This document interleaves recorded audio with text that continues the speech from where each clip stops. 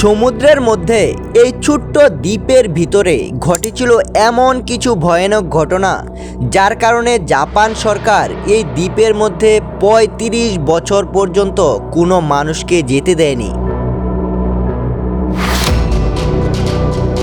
১৯৫০-এর দশকে ১৫ একরের এই ছোট্ট শহরটা ছিল পৃথিবীর সবচাইতে ঘন বসতিপূর্ণ শহর। এখানে ৫,০০০-এরও বেশি মানুষ বসবাস করত। স্কুল, হসপিটাল, বাজার, সিনেমা হল সমস্ত কিছুর সুবিধা ছিল এই শহরটার মধ্যে।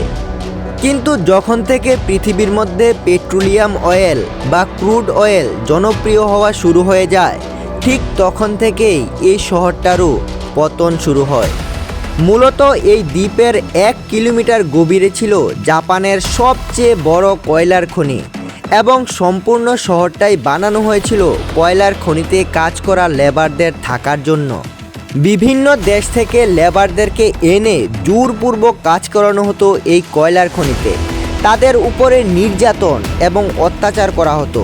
এমনকি কাজ করার সময় প্রচুর সংখ্যক লেবারের মৃত্যু হয়েছিল এই কয়লার খনিতে।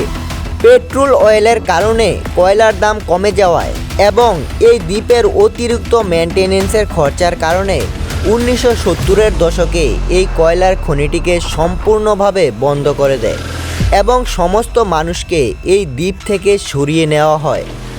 দীর্ঘ ৩৫ বছর এখানে বিভিন্ন জিনিসের উপর রিসার্চ করার পর অবশেষে ২০০৫ সালে জাপান সরকার এই জায়গাটাকে আবার পর্যটকদের জন্য খুলে দেয়।